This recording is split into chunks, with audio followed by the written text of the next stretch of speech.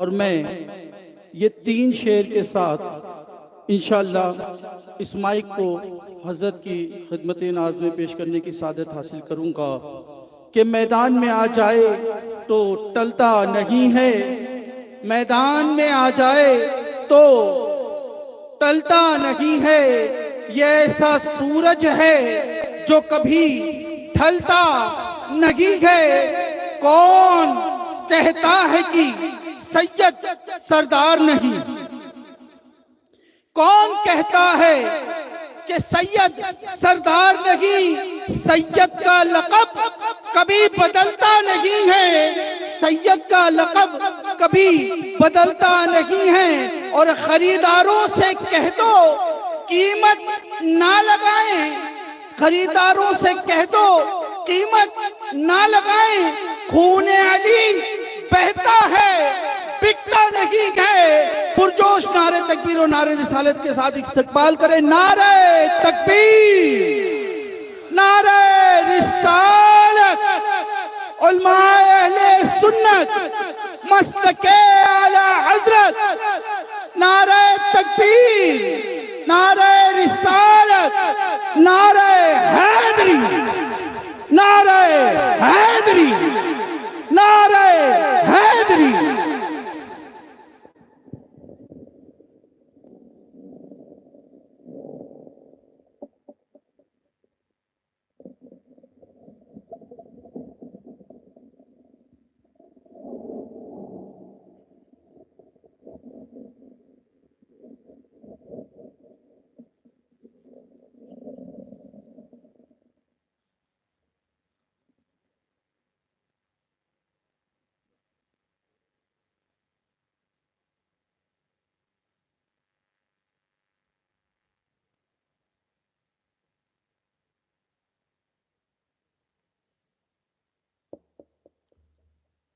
السلام علیکم ورحمۃ اللہ وبرکاتہ۔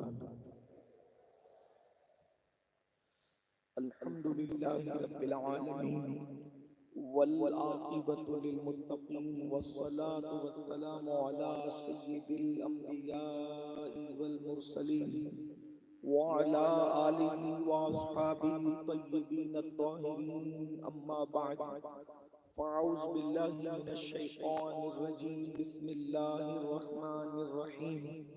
الذی خلق الموت والحیاة لیبلوکم ایکم احسن عملا، صدق اللہ العظیم۔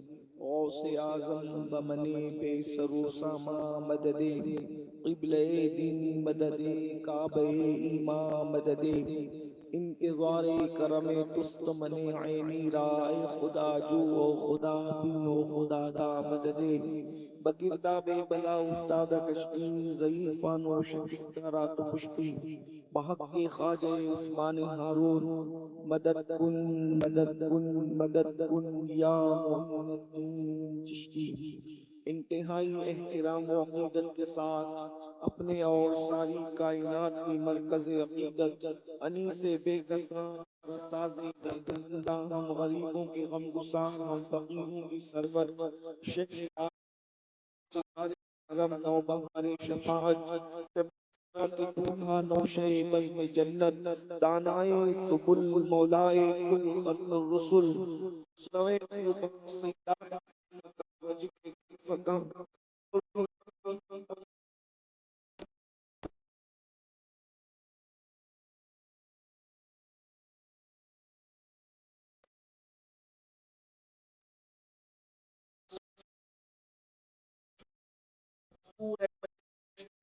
محمد مصطفی ارواحنا فدا صلی اللہ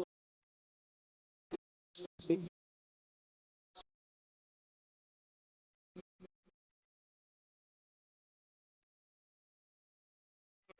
الصلاة والسلام علیکہ یا الصلاة والسلام علیکہ یا نبی اللہ، الصلاة والسلام علیکہ یا حبیب اللہ، وعلى آلك وأصحابك يا نور الله، صلی اللہ تعالی علیہ وسلم نعمت بانٹتا جس سمت و ذیشان گیا، ساتھ ہی منشی رحمت کا پلمدان گیا، لے خبر جلد کے غیروں کی طرف دھیان گیا، میرے مولا میرے آقا تیرے قربان گیا، آہ وہ آنکھ کے ناکام تمنا ہی رہی، ہائے وہ دل جو تیرے در سے پرارمان گیا، دل ہے وہ دل جو تیری یاد سے معمور رہا، سر ہے وہ سر جو تیرے قدموں پہ قربان گیا، انہیں جانا انہیں مانا نہ رکھا غیر سے کام، انہیں جانا انہیں مانا نہ رکھا غیر سے کام، للہ الحمد میں دنیا سے مسلمان گیا۔ آج کی یہ محفل سواد اعظم اہل سنت و جماعت کی عالمگیر تحریک سنی دعوت اسلامی کے زیر اہتمام اصلاح عقائد و اعمال کے حوالے سے انعقاد پذیر ہے۔ اللہ تبارک و تعالی میری اور آپ سب کی حاضری کو قبولیت کا شرف عطا فرمائے اور ہم سب کے لیے دنیا میں سرخروئی اور آخرت میں نجات کا ذریعہ بنائے۔ آیہ کریمہ کے جس حصے کی تلاوت کی گئی ہے، اللہ تبارک و تعالی اس کے متعلق مجھے حق کہنے، آپ سب کو حق سن کر اس پر عمل کرنے اور اسے عام کرنے کی توفیق عطا فرمائے۔ اللہ تبارک و تعالی نے اس دنیا کے اندر ہمیں ایک محدود وقت کے لیے بھیجا ہے۔ ہم لوگ یہاں ہمیشہ رہنے کے لیے نہیں آئے۔ دنیا میں کسی بھی مذہب کا انسان ہو، کسی بھی مسلک کا انسان ہو، کوئی بھی افکار و نظریات رکھتا ہو، وہ اس بات کو مانتا ہے کہ دنیا میں کوئی بھی ہمیشہ رہنے کے لیے نہیں آیا ہے۔ ہر انسان اپنی مدت پوری کرنے کے بعد اس دنیا سے چلا جائے گا اور اس دنیا کے اندر وہ ہمیشہ نہیں رہے گا۔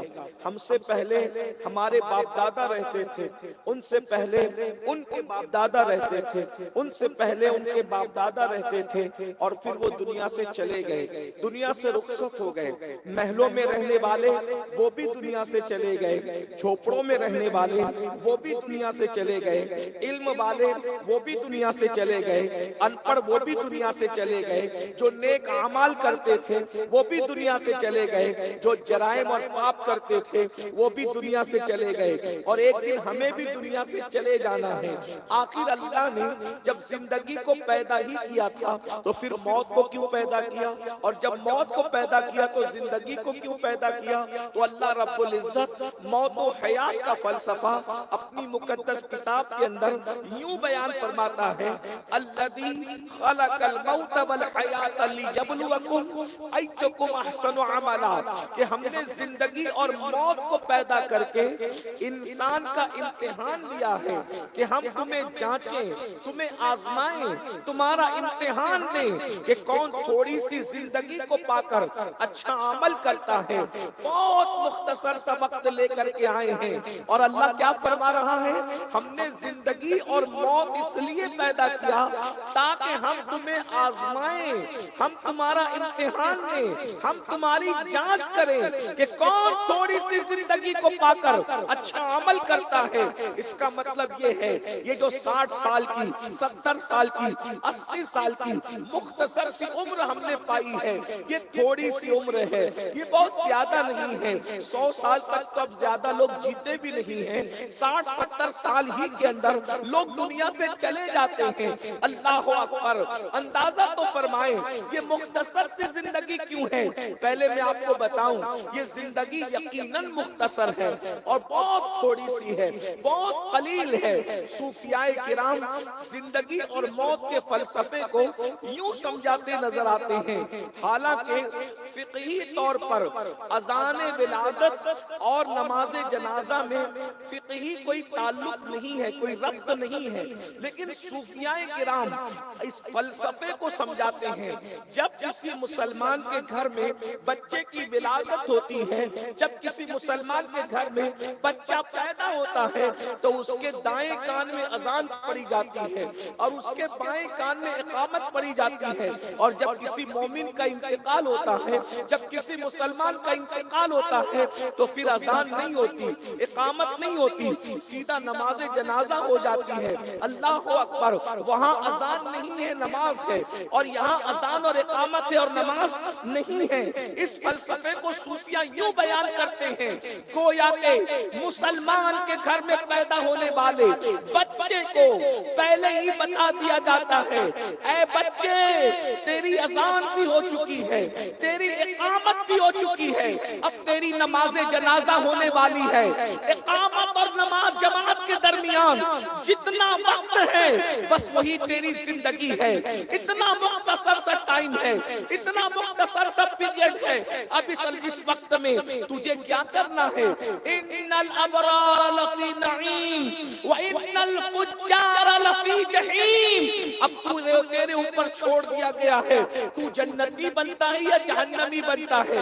جنتی اور جہنمی کا فلسفہ قرآن یوں بیان کرتا ہے کہ نیکوں کے لیے جنت ہے اور گنہگار اور فاسقوں کے لیے جہنم ہے۔ اللہ اکبر۔ اب آپ مجھے بتائیں، جب ہم نیک اعمال کے لیے دنیا میں آئے ہیں تو تھوڑی دیر کے لیے اس سنی اجتماع میں یہ محفلیں ہنسی مذاق کے لیے نہیں ہوتی، یہ محفلیں دل بہلانے کے لیے نہیں ہوتی، یہ محفلیں ٹائم پاس کے لیے نہیں ہوتی، بلکہ یہ محفلیں احتساب کے لیے ہوتی ہے۔ مجھے بتاؤ، جب نیک اعمال کے لیے دنیا میں آئے ہو تو کبھی سوچا ہم واقعی نیک عمل کرتے ہیں؟ کیا واقعی ہم نیک عمل کر رہے ہیں؟ نہیں نہیں، ہماری زندگی تو نیند سے اٹھنے سے لے کر کے سونے تک گناہ اور صرف گناہ میں ہے۔ اللہ اکبر۔ ذرا تصور تو کریں، ہماری صبح کتنے بڑے پاپ سے ہوتی ہے، ہماری صبح کتنے بڑے گناہ سے ہوتی ہے۔ تقریباً 95% مسلمان مرد اور عورتیں کتنے بڑے گناہ سے اپنی صبح کا آغاز کرتے ہیں۔ اللہ اکبر۔ آج لوگ کہتے ہیں کہ مولانا ہم تباہ کیوں ہو رہے ہیں، ہم برباد کیوں ہو رہے ہیں، ہم کیوں لٹ رہے ہیں، ہم کیوں پٹ رہے ہیں؟ ارے جن کی صبح اتنے بڑے پاپ سے ہو، اتنے بڑے گناہ سے ہو، اتنے بڑے جرم سے ہو، وہ قوم عزت کیسے پا سکتی ہے؟ آپ کہیں گے صبح کون سا جرم کرتے ہیں؟ ہمارا سب سے پہلا جرم صبح کے وقت یہ ہوتا ہے کہ ہم نیند کی خاطر فجر کی نماز اپنے بستر کے اندر اللہ اکبر ترک کر دیتے ہیں۔ محبت نیند میں، نیند کی محبت میں فجر کی نماز ترک کر دیتے ہیں۔ ہماری صبح فجر کی نماز کو ترک کرنے سے ہوتی ہے۔ لوگ بعد میں پڑھتے بھی نہیں، اللہ ماشاءاللہ چند لوگ ہیں جو اٹھ کر کے پڑھتے ہیں، لیکن زیادہ تر لوگ فجر کی نماز بستر ہی میں چھوڑ دیتے ہیں۔ کبھی سوچا بھی اللہ اکبر، اگر ہم سے 500 کی نوٹ گم ہو جائے تو ہمیں کھانا اچھا نہیں لگتا، ہمیں پینا اچھا نہیں لگتا، دن اچھا نہیں گزرتا۔ یار صبح صبح 500 روپے گم ہو گئے، میرے بھائی ذرا بتا، 500 روپے اگر گم ہو جائیں تو تیری آنکھوں میں کبھی آنسو آتے ہیں، تیرا موڈ آف ہو جاتا ہے۔ کبھی فجر کی نماز چھوٹنے پر بھی تیرا موڈ آف ہوا ہے، کبھی تو بے چین ہوا ہے میرے بھائی، کبھی تو بے قرار ہوا ہے۔ اللہ اکبر۔ جو قوم فانی روپیے سے نماز کو اہمیت نہ دے وہ قوم عزت کے ساتھ زمین پہ کیسے جی سکتی ہے؟ وہ قوم وقار کے ساتھ زمین پہ کیسے جی سکتی ہے؟ مجھے بتاؤ، اللہ اکبر، وہ نماز پوری دنیا کی دولت ایک پلڑے میں رکھ دی جائے اور فجر کا ایک سجدہ ایک پلڑے میں رکھ دیا جائے تو پوری دنیا کی دولت سے بڑھ کر جس کا مقام ہے اسے سجدہ کہتے ہیں۔ اللہ اکبر۔ اس کے باوجود مسلمانوں کو سجدے کی اہمیت نہیں، مسلمانوں کو نماز کی اہمیت نہیں۔ اللہ اکبر۔ ذرا غور تو کریں، کبھی سوچا فجر کی نماز چھوٹ گئی ہے، اللہ کو کیا جواب دوں گا؟ کبھی آنکھوں میں آنسو آئے، کبھی رویا، کبھی بے چین ہوا، ہم کبھی بے قرار ہوئے کہ یا اللہ مجھ سے نماز چھوٹ گئی، میں نے کتنا برا کام کیا۔ آپ کہیں گے آخر نماز چھوڑنا کون سا برا کام ہے، کتنا برا کام ہے؟ تو آئیے میں آپ کو پہلے بتاؤں کہ نماز چھوڑنا کسے کہتے ہیں۔ آپ غور کیجیے، مسئلہ تو یہ ہے کہ ہم نے دین سیکھا ہی نہیں۔ جو ڈگریاں قبر کے باہر پڑی رہ جائے گی، ہم نے اس پر بڑی محنت کی، لیکن جو دین کی ڈگری قبر کے اندر جائے گی ہم نے اس پہ کوئی محنت نہیں. نماز چھوڑنا کتنا بڑا گناہ ہے، نماز کو ترک کرنا کتنا بڑا گناہ ہے. اللہ اکبر. ایک مرتبہ اس کو امام غزالی رحمت اللہ علیہ نے بھی اپنی کتاب کیمیاء سعادت کے اندر لکھا ہے، اور بھی کتب میں موجود ہے، لیکن میں کیمیاء سعادت سے اپنی الفاظ کے جامع میں پیش کر رہا ہوں. ایک عورت حضرت سیدنا موسیٰ علیہ السلام و تسلیم کی بارگاہ میں حاضر ہوئی، اور حاضر ہونے کے بعد عرض کرنے لگی، اے اللہ کے نبی، میں نے زنا کیا، منہ کالا کیا ہے. اللہ اکبر. اب یہاں پہلے آپ کو بتایا جائے کہ زنا خود کتنا بڑا گناہ ہے، پھر آپ کو نماز کی اہمیت سمجھ میں آئے گی. زنا اللہ کے سچے رسول صادق و مصدوق مصطفیٰ کریم صلی اللہ علیہ وآلہ وسلم ارشاد فرماتے ہیں، پوری امت پر جتنا عذاب ہوگا، پوری امت پر جتنا عذاب ہوگا، اس کا تنہا آدھا عذاب ان زانیوں پر ہوگا جنہوں نے شادی شدہ عورتوں کے ساتھ زنا کیا ہوگا. غور کریں، اللہ اکبر، توجہ کریں. یعنی دنیا کے اندر جتنے کروڑوں لوگ ہیں، اگر ان کروڑوں اربوں خربوں لوگوں کو تقسیم کر دیا جائے پوری دنیا کے انسانوں کو، تو پوری دنیا کے انسان آج کی تاریخ میں دنیا میں کروڑوں لوگ ہیں، تو کروڑوں لوگوں پر جتنا عذاب ہوگا آج کی تاریخ کے، تو اس کا آدھا ہی کتنے اربوں خربوں ہو جاتے ہیں. آدم علیہ السلام کے دور سے لے کر قیامت تک کتنے انسان ہوں گے؟ اب ان انسانوں کا آدھا تنہا ان کروڑوں اربوں خربوں کا عذاب کس پر ہوگا؟ اللہ اکبر. اگر رسول اللہ کی بات کو مانتے ہو اور ان کی بات کو مان کر ہی مومن ہو تو لرز چاہیے میرے بھائیوں. اگر ہمیں کوئی ڈانٹ دے تو ہماری آنکھوں سے آنسو نکل آتے ہیں. ہم اگر بتی کا چٹکا برداشت نہیں کر پاتے، ہم سگریٹ کا چٹکا برداشت نہیں کر پاتے، اپنے ہاتھ کی جلائی ہوئی ماچس کا چٹکا برداشت نہیں کر پاتے. اللہ اکبر. ہمارا کیا بنے گا؟ اتنا نازک جسم ہے جو مچھر کے کاٹنے سے بھی بے چین ہو جاتا ہے، جو مکھی کے چلنے سے بھی نیند کو ختم کر دیتا ہے، جو چوٹی کے کاٹنے سے بھی سوج جاتا ہے. اپنے آپ پر رحم کر لو اللہ کے بندو. اللہ اکبر. اللہ کے سچے رسول صادق و مصدوق مصطفیٰ کریم رؤوف الرحیم صلی اللہ علیہ وآلہ وسلم فرماتے ہیں، پوری امت کے آدھا عذاب ان لوگوں پر ہوگا جن لوگوں نے شادی شدہ عورتوں کے ساتھ زنا کیا ہوگا. اسی پر بس نہیں، اللہ اکبر. میرے اور تمہارے رسول صلی اللہ علیہ وآلہ وسلم فرماتے ہیں، چونکہ زنا سے پہلے ایک دوسرے کا ہاتھ پکڑا جاتا ہے اور پھر اس کے بعد جسم کو چھوا جاتا ہے. اور المعجم الاوسط کے اندر یہ روایت موجود ہے جس کا مفہوم میں پڑھ رہا ہوں. میرے آقا فرماتے ہیں، گندگی اور نجاست میں بھرا ہوا سور اپنی گود میں لینے سے زیادہ بدترین کوئی عمل ہے تو وہ یہ ہے کہ کسی عورت کے کندھے پر بدنیتی کے ساتھ ہاتھ رکھا جائے. اللہ اکبر. یعنی غلاظت، گندگی، نجاست پاخانے میں بھرا ہوا سور اپنی گود میں بٹھانے سے بھی برا ہے کہ زنا کی نیت سے، بدکاری کی نیت سے، برائی کی نیت سے کسی عورت کے کندھے پہ ہاتھ رکھا جائے. پھر میرے آقا فرماتے ہیں، بدی کی نیت سے اگر کسی عورت کے ہاتھ سے تمہارا ہاتھ ٹچ ہو جائے تو اس ہاتھ پر سب سے زیادہ اگر کسی کا حق ہے تو وہ جہنم کی عذاب کا حق ہے. اللہ اکبر. جہنم کی آگ کا حق ہے. اور یہ جہنم کی آگ کیا ہے؟ سن لو، سن لو. اللہ اپنے ہاتھ کی جلائی بھی آگ ہم برداشت نہیں کر پاتے. میرے اور تمہارے رسول نے فرمایا، اللہ نے 1000 سال تک جہنم کی آگ کو بھڑکایا تو وہ آگ لال ہو گئی. پھر 2000 سال تک کے بھڑکایا وہ آگ سفید ہو گئی. 3000 سال تک کے بھڑکایا تو وہ آگ سیاہ اور کالی ہو گئی. بتاؤ، جس کو اللہ 3000 سال تک کے بھڑکائے اس آگ کی تپش کا عالم کیا ہوگا؟ اس آگ کی حرارت کا عالم کیا ہوگا؟ میں اپنی بہنوں کی بھی توجہ چاہتا ہوں، میں اپنی ماؤں کی بھی توجہ چاہتا ہوں. میری ماؤں اور بہنوں، اپنے حسن کی نمائش کرنے والیوں، اللہ اکبر. کبھی موبائل کی لالچ میں اپنی آبرو کا سودا کرنے والی بچیاں، کبھی کبھی زیور کی لالچ میں اپنے آبرو کا سودا کرنے والی بچیاں، اللہ اکبر، کبھی دوپٹوں کو مفلر بنا کر ولیمے میں جانے والی بچیاں، اللہ اللہ کیا بنے گا؟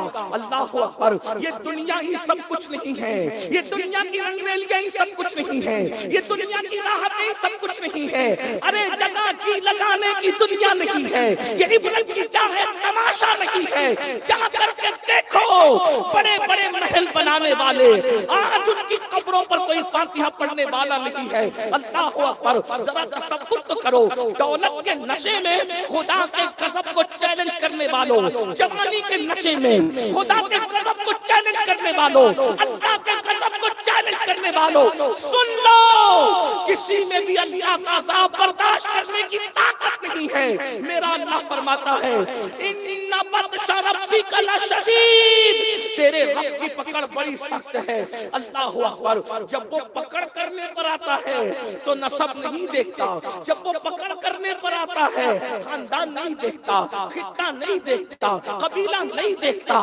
ڈگریاں نہیں دیکھتا، علم نہیں دیکھتا، جب وہ پکڑ کرنے پر آتا ہے اتنے بڑے علم والے کی پکڑ کر لیتا ہے جسے دنیا معلم الملائکہ کہتی ہے، جب وہ پکڑ کرنے پر آتا ہے تو نبی کے سگے چچا کی پکڑ کرتا ہے، ابراہیم خلیل اللہ کا سگا چچا جسے دنیا آزر کہتی ہے، کیا وہ بچھو کی شکل میں جہنم میں نہیں جائے کی شکل میں، کیا کتا بنا کر جہنم میں نہیں ڈالا جائے گا، لوط علیہ السلام کی بیوی جہنم میں نہیں ڈالی جائے گی، ذرا غور کرو، جس دن نبی کی بیوی جہنم میں جا رہی ہوگی، جس دن نبی کا بیٹا جہنم میں جا رہا ہوگا، جس دن نبی کا سگا چچا جہنم میں جا رہا ہوگا، اس دن اپنا کیا بنے گا میرے بھائیوں؟ غور کیجئے، تو عرض یہ کر رہا تھا، اللہ کے سچے رسول صادق و مصدوق مصطفیٰ کریم صلی اللہ علیہ وسلم ارشاد فرماتے ہیں، اللہ اللہ یہ جہنمیوں پر، اللہ اکبر، جنہوں نے دنیا میں زنا کیا ہوگا،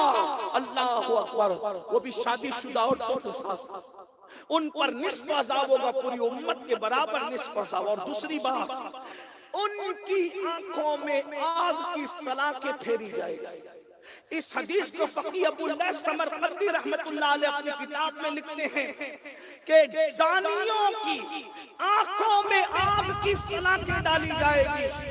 میں یہ نہیں کہہ رہا ہوں کہ اس جلسے میں بیٹھے ہوئے لوگ ایسے ہیں، لیکن نماز کی اہمیت کو سمجھانے کے لیے پہلے مجھے یہ تمہید پیش کرنی ہے کہ زنا کا وبال کیا ہے، تاکہ آپ کو سمجھ میں آئے کہ آپ کس عذاب کی طرف بڑھ رہے ہو، کس تباہی کی طرف بڑھ رہے ہو، کس بربادی کی طرف بڑھ رہے ہو۔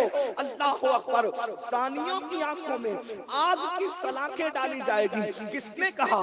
14ویں صدی کے مولوی نے نہیں کہا، کس نے کہا؟ کسی جلسے کے نقیب نے نہیں کہا، کس نے کہا؟ کسی مقرر کی شعلہ بیانی کی یہ جولانیہ نہیں ہے، بلکہ یہ اس رسول کا فرمان ہے جس کی زبان پر خدا کا کلام بولتا ہے، وما ينطق عن الهوى ان هو الا وحی یوحی، زبان ان کی ہے، کلام خدا بند قدوس کا ہے۔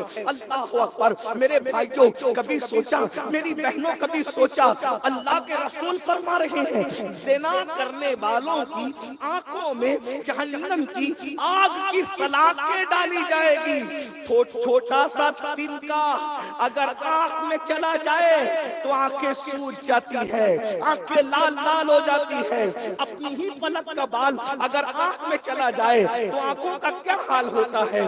اللہ اکبر، بال اور تنکا تو بڑی چیز ہے، کبھی ہماری بہنیں، ہماری بیٹیاں، ہماری مائیں گھر میں پیاز کاٹتی ہے تو پیاز کے ننھے ننھے ذرات ہماری آنکھوں میں چلے جاتے ہیں تو آنکھوں سے آنسو نکل آتے ہیں۔ میرے بھائی تو اپنے آپ پہ رحم کر لو، میری بہنوں اپنے آپ پہ رحم کر لو، ہم میں سے کوئی بھی اللہ کا عذاب برداشت کرنے کی طاقت نہیں رکھتا، ہمارے جسم میں اتنی قوت نہیں ہے۔ اللہ اللہ، جب پیاز کے ننھے ننھے ذرات ہماری آنکھیں برداشت نہیں کر پاتی، لکڑیوں کا دھواں ہماری آنکھیں برداشت نہیں کر پاتی، تو جب ان آنکھوں کے اندر گندی فلمیں دیکھنے کی وجہ وجہ سے، عورتوں کو پاپ کی تکنے کی وجہ سے، آپ عورتوں کو پاپ کی نیت سے تکنے کی وجہ سے، یا عورتوں کو مردوں کو گندی نیت سے دیکھنے کی وجہ سے، گندی پکچریں دیکھنے کی وجہ سے، جب ان آنکھوں میں آگ کی سلاخیں ڈالی جائے گی، جہنم کی آگ بھری جائے گی، وہ آگ جو ہماری دنیا کی آگ سے 70 درجہ زیادہ تیز ہے، تیز، اللہ اکبر، اس وقت ہمارا کیا بنے گا؟ اسی پہ بس نہیں، میرے اور تمہارے رسول فرماتے ہیں، سچے رسول صادق و مصدوق فرماتے ہیں، اللہ اکبر، زانیوں کے چہرے پر جہنم کی آگ رکھ کر کے بھڑکائی جائے گی۔ ہائے ہائے، ذرا غور کیجئے، امام فقی ابو اللہ سمرقندی اپنی کتاب میں حدیث لکھ رہے ہیں، کیا جہنمیوں زانیوں کے چہرے پر آگ رکھ کر کے دہکائی جائے گی؟ اگر حدیث میں یہ الفاظ نہیں آتے تو میں بیان نہیں کرتا، صرف چہرے پہ نہیں، میرے تمہارے نبی نے فرمایا زانیوں کی شرمگاہوں پر بھی آگ جہنم کی دہکائی جائے گی۔ اسی پہ بس نہیں، میرے رسول نے فرمایا جہنم کی آگ کا بنایا ہوا کرتا زانیوں کو پہنایا جائے گا، زانیوں کو پہنایا جائے گا، اللہ اکبر۔ آقا فرماتے ہیں اس کرتے میں اتنی حرارت ہوگی، وہ کرتا اتنا تیز و ترار ہوگا کہ اگر دنیا کے کسی پہاڑ پہ رکھ دیا جائے تو پہاڑ جل کر کے ریزہ ہو جائے، ایسا جہنم کی آگ کا بنا ہوا کرتا جہنمیوں کو پہنایا جائے گا۔ آقا فرماتے ہیں اس کے دونوں ہاتھوں کو اس کی گردن سے جہنم کی آگ کی بنی ہوئی زنجیر سے باندھ دیا جائے گا، اس کے پیروں میں جہنم کی آگ کی بیڑیاں ڈال دی جائے گی، جہنم کی جوتیاں آگ کی بنی ہوئی پہنائی جائے گی۔ وہ کہے گا حضرت مالک سے، جہنمی کہے گا مجھ پہ رحم کرو، مجھ پہ رحم کرو، مجھ پہ رحم کرو، تو حضرت مالک کہیں گے ظالم، جس پہ اللہ رحم نہیں کرتا اس پہ میں کیسے رحم کر سکتا؟ جس پر اللہ کی قہر کی نظر ہے میں اس پہ کیسے رحم کر سکتا ہوں؟ یہ میں نے مختصر زانیوں کا عذاب بیان کیا۔ اب سننا، وہ عورت کہتی ہے کہ میں نے زنا کیا، منہ کالا کیا، زنا کیا، پھر کہتی ہے موسیٰ یہی گناہ نہیں کیا، بلکہ اس سے جب میرے شکم میں بچہ آیا تو میں نے بچے کو جنم دیا، اور بچے کو جنم دے کر پھر اس ننھے سے بے گناہ بچے کو میں نے قتل کر دیا، قتل کر دیا اس بچے کو میں نے۔ پہلے تو زنا اتنا بڑا جرم، اس کے بعد قتل، اب قتل کیا ہے اس کو بھی سن لو۔ میرے آقا فرماتے ہیں صلی اللہ علیہ وآلہ وسلم، جس نے کسی بے گناہ کو قتل کیا تو جس اوزار سے قتل کیا جہنم میں طویل عرصے تک اس کو اسی اوزار سے فرشتے قتل کریں گے۔ جیسے کسی نے کسی کو چھرا بھونک دیا تو قیامت میں بہت دیر تک اور بہت طویل عرصے تک اس کے پیٹ پہ چھرا بھوگا جائے گا کہ تو نے اللہ کے بندے کو قتل کیا تھا۔ کسی نے گردن کاٹی تو جہنم میں فرشتے اس کی گردن ہمیشہ کاٹتے رہیں گے۔ کسی کو پھانسی پہ چڑھا دیا تو فرشتے اس کو آگ کی پھانسی پہ چڑھاتے رہیں گے۔ اسی طرح زہر پلایا تو جہنم کا زہر اس کو پلایا جائے گا، تو نے اللہ کے بندے کو اسی طرح قتل کیا تھا۔ اور ایک بات آپ کو بتاؤں، یہ بھی موجود ہے کہ جس نے ایک انسان کو قتل کیا اس نے سارے انسانوں کو قتل کیا، اور جس نے ایک انسان کی جان بچائی اس نے سارے انسانوں کی جان بچائی۔ قتل کتنا بڑا گناہ ہے۔ فرمایا گیا قاتل جنت کی خوشبو بھی نہیں سونگھ سکتا جب کہ جنت کی خوشبو 500 سال کے فاصلے سے آتی ہے۔ یہاں ایک بات اور عرض کر دوں، اس عورت نے بھی بچے کو قتل کیا تھا، اور آج بھی ہمارے بچے قتل ہو رہے ہیں، بچوں کو قتل کیا جاتا ہے۔ آپ کہیں گے وہ کیسے؟ اللہ اکبر، جب عورتیں ماں بننے والی ہوتی ہیں تو عورتیں ڈاکٹروں کے پاس جاتی ہیں، پیسوں کی لالچ دیتی ہے، اور لالچ دے کر سونوگرافی کے ذریعے، الٹرا ساؤنڈ کے ذریعے یہ معلوم کیا جاتا ہے پیٹ میں بیٹا ہے کہ بیٹی۔ اگر بیٹا ہوتا ہے تو اس کو رہنے دیا جاتا ہے، اور اگر بیٹی ہوتی ہے تو اس کو قتل کر دیا جاتا ہے۔ آج ہمارے ملک ہندوستان میں پیٹ کے اندر بیٹیاں قتل کی جا رہی ہے۔ اللہ اکبر. دوسرے لوگ کیا کر رہے ہیں میں ان کو کچھ نہیں کہتا, لیکن نبی پر ایمان لانے والوں سن لو, بیٹیوں کو قتل مت کرو, بچوں کو قتل مت کرو, بلکہ تم تو مکے کے ان گنڈوں سے بھی زیادہ ظالم ہو گئے جو اپنی بیٹیوں کو زندہ دفن کرتے تھے. ارے وہ پیدا ہونے کے بعد دفن کرتے تھے, تم اتنے ظالم کیسے ہو گئے کہ تم پیدا ہونے سے پہلے پیٹ ہی میں چمچوں سے, چھری سے, مشینوں سے ٹکڑے ٹکڑے کر کے گٹر میں بہا دیتے ہو. وہ کم سے کم بیٹیوں کو قبر تو دیتے تھے, تم تو بیٹیوں کو قبر بھی نہیں دیتے. یہ غلطی مت کرنا, قاتل مت بننا, ورنہ یاد رکھنا جنت کی خوشبو بھی تمہیں نصیب نہیں ہوگی. اور بہنوں سے کہتا ہوں, تم بیٹیوں سے نفرت کیوں کر رہی ہو؟ کبھی تم نے سوچا اگر تمہاری ماں بھی یہی فیصلہ کر لیتی اور تمہیں کاٹ کر کے گرا دیتی تو کیا تمہیں جینے کا شعور ملتا؟ تم زندہ رہتی. اور رہی بات, یاد رکھنا بیٹیوں سے نفرت کرنے والوں کان کھول کے سن لو, اللہ کے رسول فرماتے ہیں بیٹیوں سے نفرت مت کرو. میں محمد بیٹیوں کا باپ بنا کر بھیجا گیا ہوں, بیٹی کا باپ, اور میں محمد جنت میں اتنے قریب ہوں گے جیسے یہ دو انگلیاں.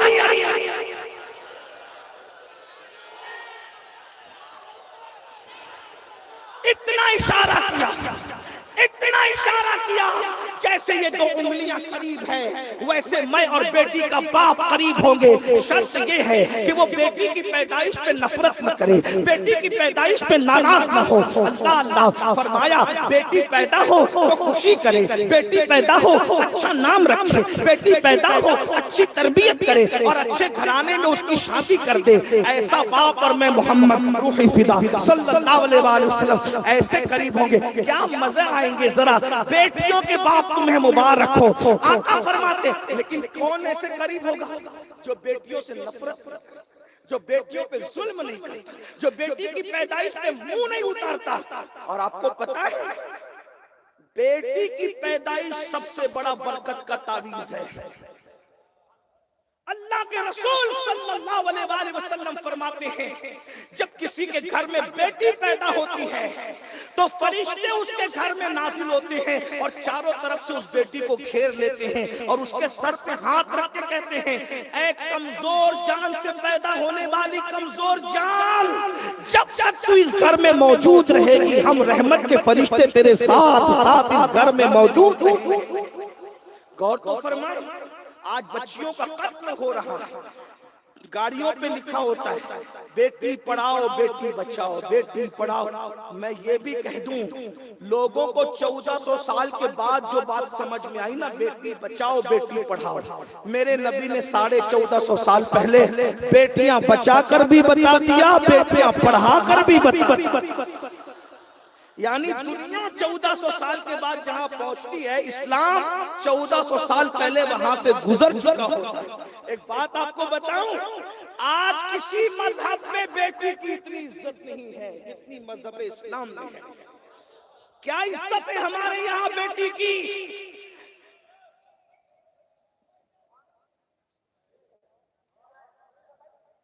کوئی بات, آپ لوگ بھی کچھ نہیں کہیں, ٹھیک ٹھیک چپ رہیں. کتنی اچھی محفل سجی تھی نا. ایک دوسرے کو کہو کہ تو ٹائم چلا جائے گا کیونکہ حضرت قائد تشریف لائیں گے, میں اپنی گفتگو ختم کر دوں گا. وہی بہت اچھا سن رہے ہیں سب لوگ ماشاءاللہ. مخدوم صاحب کے پڑوس میں رہتے ہیں, اس کا اثر ہے, بہت اچھا سن رہے ہیں. میرے مخدوم میرے مرشد سرکار مخدوم اشرف جہانگیر سمنانی کے پڑوس میں رہتے ہو, بڑے خوش نصیب ہو. تو میں بات کر سکتا ہوں. دیکھیے آپ بھی بات کریں گے اور میں بھی بات کروں گا تو تقریر نہیں ہوگی, یہ مناظرہ ہوگا. میں مناظرہ کرنے نہیں آیا, میں آپ اپنے آپ کی بھی اور آپ کی بھی اصلاح کرنے آیا. اگر بیٹھ سکتے ہوں, اگر سکتے ہوں, کوئی نہیں, میں انتظامیہ ہی بیٹھ جائے, ادھر آ جائے آپ لوگ کچھ نہیں, ادھر بیٹھ, وہ ہو جائے گا سب. جس کی محفل ہے اسی پہ چھوڑو, آپ بھی بیٹھ جائے. بیٹھ سکتے ہو تو بیٹھ جائے, کوئی بات نہیں بیٹھ سکتے تو کوئی بات. حالانکہ میری قوم کا مزاج یہ ہے کہ ہم جیسے رسول اللہ کے غلام جو کہہ دیتے ہیں وہ اس پہ فوراً عمل کرتے ہیں. دیکھیے ماشاءاللہ ایک جملے میں سب بیٹھ نہ بولے نا, کوئی نہ بولے, بس دیکھیے بیٹھے نہیں بیٹھے, یہ میری قوم کی شان ہے. کہ ہم کہہ دیں یہ قوم مان لیتی ہے، اسی لیے تو آتے ہیں کہ چلو کچھ چلا لیں گے کیونکہ قوم مانتی ہے۔ الحمدللہ اب تو کوئی کچھ نہیں بولے گا۔ ایک بار سب مل کر عشق و مستی میں ڈوب کر حضور کے گنبد خضرا کا تصور کر کے نبی اور آل نبی پہ جھوم جھوم کے درود شریف پڑھے تو میں گفتگو آگے بڑھاتا ہوں۔ صلی اللہ علیہ نبی المی وآلہ وصحبہ صلاۃ و سلام علیک یا سیدی یا رسول اللہ۔ ایک بار اور درود شریف پڑھنے نبی اور آل نبی پر۔ اللہم صلی وسلم وزد وبارک علی سیدنا و مولانا محمد معدن الجود والکرم والہ الکرام وابنہ الکریم و امتہ الکریمہ یا اکرم الاکرمین وبارک وسلم۔ 3 کا عدد اللہ کو پسند ہے، تا کا عدد اللہ۔ ایک بار اور پڑھ کے 3 کا عدد پورا کریں، ہزاروں درود شریف بارگاہ رسالت میں۔ اللہ رب محمد صلی اللہ علیہ وسلم نحن عباد محمد صلی اللہ علیہ وسلم صلاۃ و سلام علیک یا سیدی یا رسول اللہ، صلاۃ و سلام علیک یا سیدی یا رسول اللہ، صلاۃ و سلام علیک یا جد الحسن والحسین۔ توجہ فرمائیں، اللہ کے رسول صلی اللہ علیہ وآلہ وسلم نے بیٹی کو کتنا بلند کیا، کتنا بلند کیا۔ محرم میں سنتے ہو، فضائل سیدہ میں سنتے ہو، لیکن فضائل کے ساتھ ساتھ ذرا اس عنوان سے بھی سن لیں۔ اللہ اکبر، رسول اللہ نے اس دور میں، جس دور میں بیٹیوں کو باپ اپنے ہاتھوں سے زندہ دفن کر رہا تھا، اس دور میں بیٹی کو کتنا بلند کر دیا کہ رسول اللہ اپنی بیٹی شہزادی کے لیے فرماتے ہیں فاطمہ تو بدت منی، فاطمہ میرے جگر کا ٹکڑا ہے۔ اور اللہ اکبر، وہ رسول جس کے لیے پوری کائنات اٹھ کر کے کھڑی ہوتی ہے، فرشتے کھڑے ہو میرے نبی کے لیے، اقسام انبیاء کھڑے ہو میرے نبی کے لیے، صحابہ کھڑے ہو میرے نبی کے لیے، سب کھڑے ہو میرے نبی کے لیے، لیکن جب نبی کی شہزادی آتی ہے تو نبی ان کے لیے اٹھ کر کے کھڑے ہو جاتے ہیں اور پیشانی چوم کر کہتے ہیں فدا کے امی مامی یا فاطمہ، فاطمہ تجھ پر میرے ماں باپ قربان ہو جائے۔ کسی مذہب کی یہ تعلیم ہے کہ بیٹی کے لیے باپ اٹھ کر کے کھڑا ہو؟ یہ میرے مذہب کی تعلیم۔ ہمارے اسلام آج انہی بیٹیوں سے تم نفرت کر رہے ہو، انہی بیٹیوں کو قتل کر رہے ہو، انہی بیٹیوں کو بوجھ سمجھتے ہو۔ گھر کے اندر بیٹوں کا مقام الگ ہے، بیٹیوں کا مقام الگ ہے۔ بیٹوں کو سر پہ چڑھایا جاتا ہے، بیٹیوں کو ڈانٹ ڈپٹ کر کے دبا کے رکھا جاتا ہے۔ تمہیں پتا ہے اللہ کے سچے رسول علیہ الصلوۃ والتسلیم نے فرمایا سفر سے لوٹا کرو تو تحفہ لے کر لوٹا کرو، اور جب تحفہ لایا کرو تو تحفہ پہلے بیٹوں کو مت دیا کرو، تحفہ پہلے بیٹی کو دیا کرو۔ اگرچہ بیٹا ایک لوتا ہو اور بیٹیاں 3 ہو، ایک لوتے بیٹے کی اہمیت زیادہ ہوتی ہے۔ آقا فرماتے ہیں تحفہ لانا تو پہلے ایک لوتے بیٹے کو مت دینا، بلکہ پہلے بیٹیوں کو دینا۔ کیوں؟ کیونکہ بیٹیوں کا دل نازک ہوتا ہے۔ اور پھر فرمایا جس نے بیٹی کا دل دکھایا گویا کہ مجھ محمد کا دل دکھایا۔ بیٹی کا دل دکھانے والا اپنے نبی کا دل دکھانے کے برابر ہے۔